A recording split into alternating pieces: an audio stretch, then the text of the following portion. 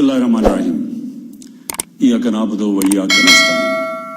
मेरे पाकिस्तानियों, ये जो पिछले हफ्ते हालात हुए, अफसोसनाक हालात, इसकी वजह से मैंने फैसला किया कि मैं आपके सामने आऊं। लेकिन सबसे पहले हमारा वो वाहिद मुल्क है जो इस्लाम के नाम पे बना था। इसका नारा क्या था? पाकिस्तान का मतलब क्या? ला इलाहा इल्लल्लाह। इस मुल्क के जो लोग हैं, और मैं सारा पाकिस्तान फिरा हूं, चाहे वो गुनाहगार हो, चाहे वो अपने दीन पे सही माने पे अमल करें या ना करें, लेकिन हमारे नबी सल्लल्लाहु अलैहि वसल्लम लोगों के दिलों में बसते हैं। इसलिए जब भी कहीं भी दुनिया में उनकी शान में किसी किस्म की गुस्ताखी होती है,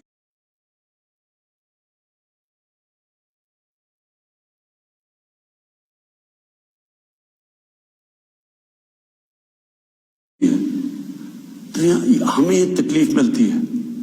लेकिन क्योंकि मैं दुनिया फिरा हूं, सिर्फ हमें नहीं तकलीफ मिलती, जो भी जहां भी दुनिया में मुसलमान बसता है उन सबको तकलीफ होती है। अब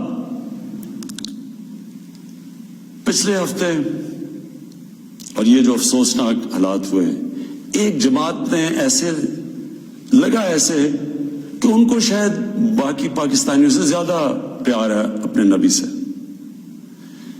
देखें, वो जो टीएलपी का जो मकसद है, जिसकी वजह से वो लोग बाहर निकाल रहे हैं, मैं आपको यकीन दिलाता हूं कि वो ही मेरा मकसद है, वो मेरी गवर्नमेंट का मकसद है। हम भी उन्हीं की तरह चाहते हैं कि दुनिया में किसी मुल्क में हमारे नबी की शान में गुस्ताखी ना हो। सिर्फ हमारा तरीकाकार फर्क है।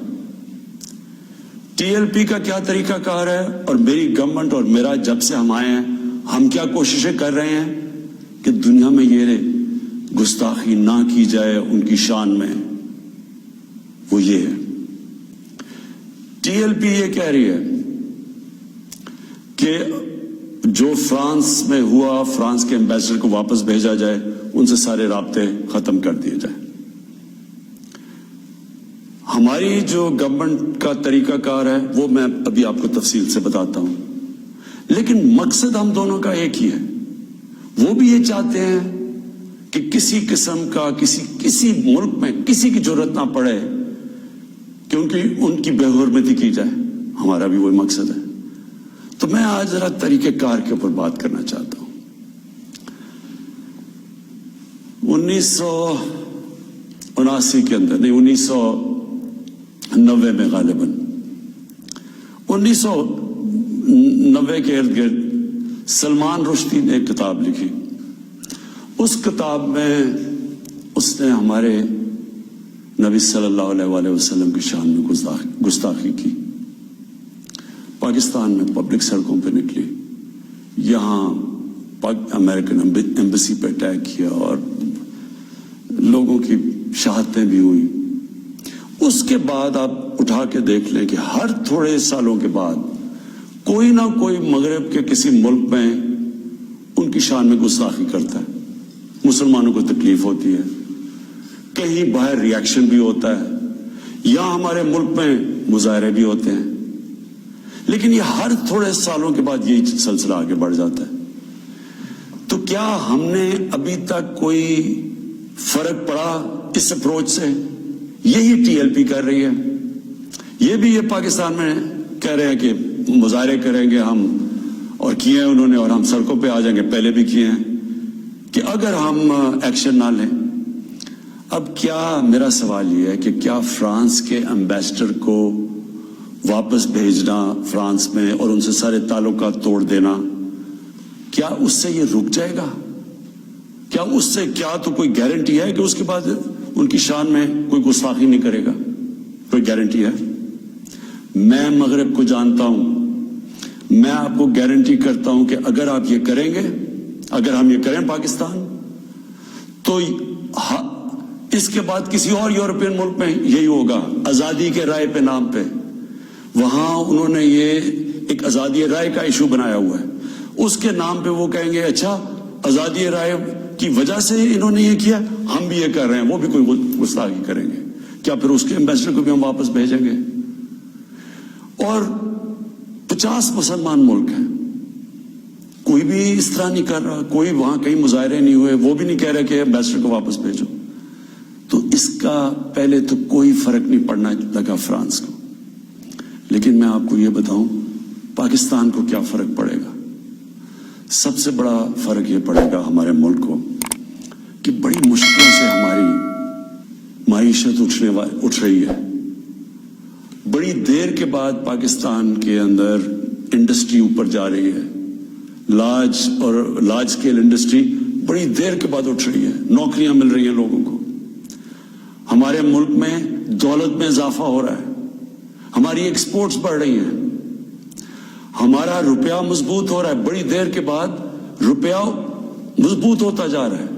جب روپیہ اوپر جاتا ہے تو مثلا پیٹرول اور ڈیزل سستا کیا ہے, باہر کی جو چیزیں ہم منگواتے ہیں وہ سستی ہونی شروع ہو گئی ہیں.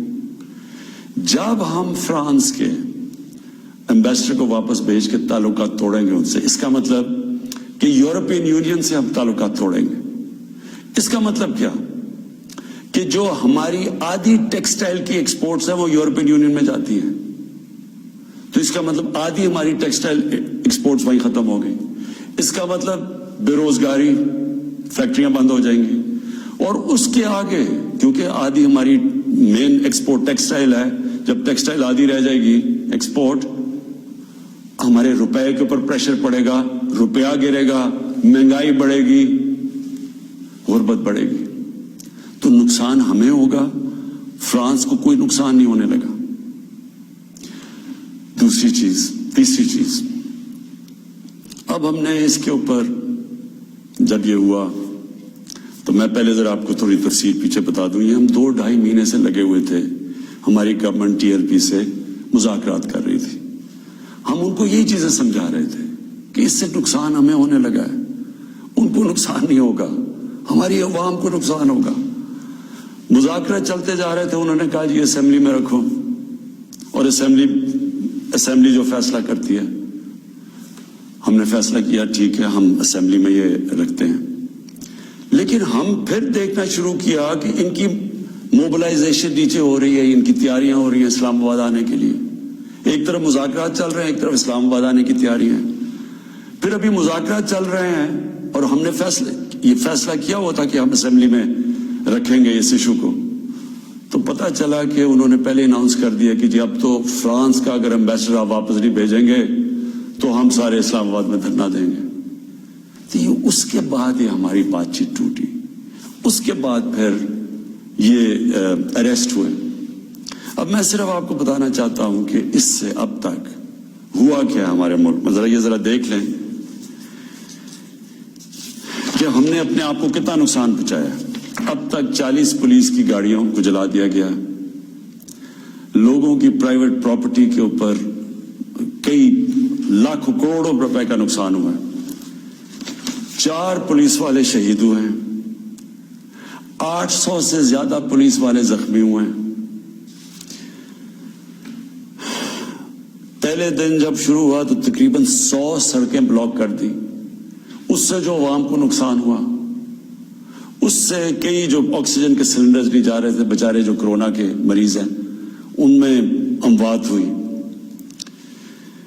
اور پھر باہر سے کود پڑے لوگ, ہمارے پاکستان کے دشمن. ابھی تک ہم نے جو 4 لاکھ ٹویٹس کو اینالائز کیا, ان میں سے 70% فیک اکاؤنٹ سے تھی. مثلا پروپیگنڈا, جس طرح یورپین یونین کی ڈس انفارمیشن لیب نے جب بتایا کہ ہندوستان کی کوئی 600 سائٹس ہیں, فیک سائٹس, میڈیا سائٹس, جس سے وہ فیک نیوز اور پروپیگنڈا کر رہے ہیں پاکستان کے خلاف.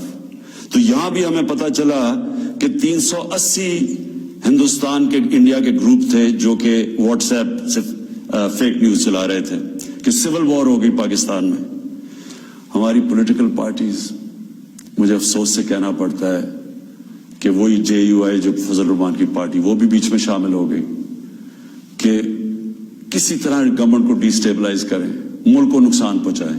ساتھ وہ نون لیگ اب ان سے میں پوچھتا ہوں کہ جب یہ سلمان رشدی نے کتاب لکھی تھی تو نواز شریف تو پہلی دفعہ پرائم منسٹر بنے تھے، کتنی انہوں نے سٹیٹمنٹس دی تھی، کتنی دفعہ انہوں نے کسی فورم میں کہا تھا کہ اس نے بڑا غلط کام کیا، مسلمانوں کے دلوں کو تکلیف پہنچائی ہے. کتنی دفعہ کسی بھی مسلمان ہیڈ آف اسٹیٹ نے کسی انٹرنیشنل فورم پہ اس پہ بات کی تھی، تو آج ان کے ساتھ مل گئے ہیں صرف انتشار پھیلانے کے لیے. دیکھیں، اب یہ میں نے آپ کو بتایا کہ ایک اپروچ ہے کہ اپنے ملک میں مظاہرے کرو، اپنے ملک کو نقصان کرو، کوئی فرق نہیں پڑتا فرانس کو، اچھا ایمبیسڈر واپس بھیج دو، کوئی فرق نہیں پڑتا. اب یہ سنیں کہ میری اپروچ کیا ہے. مقصد تو ہمارا ایک ہی ہے.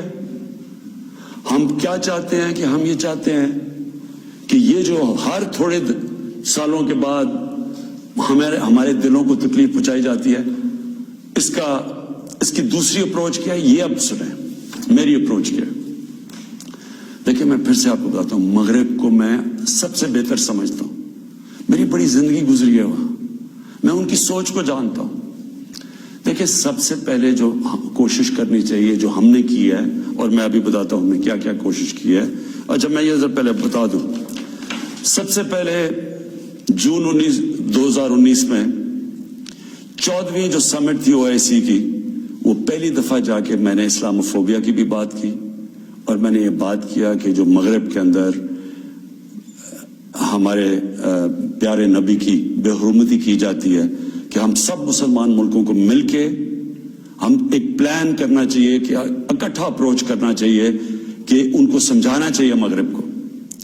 دوسرا، میں نے پھر جب سپٹمبر 2019 میں یونائٹڈ نیشنز کی جنرل اسمبلی میں گیا، ادھر میں نے یہ اٹھایا، دونوں چیزیں، اسلاموفوبیا کی بھی بات کی. اسلاموفوبیا کا کیا مطلب ہے؟ اسلام کے خلاف نفرت، اور اس نفرت کے اندر ایک یہ ہے کہ وہ ہمارے نبی صلی اللہ علیہ وسلم کی شان میں گستاخی کرتے ہیں. تو یہ ایک ہی چیز اکٹھے کرتے ہیں یہ. تو ادھر میں نے بات کی یونائٹڈ نیشنز میں. پھر اگلے سال جو 2020 میں یونائٹڈ نیشنز کی جنرل اسمبلی ہوئی، پھر میں نے اسلاموفوبیا کی بات کی، اور میں نے کہا کہ یہ کس طرح 1.25 ارب لوگوں کو تکلیف پہنچائی جاتی ہے. پھر یونائٹڈ نیشنز کی ہیومن رائٹس باڈیز کے اندر اور کمیشن میں میری گورنمنٹ نے مسلسل اسلاموفوبیا کی بات کی.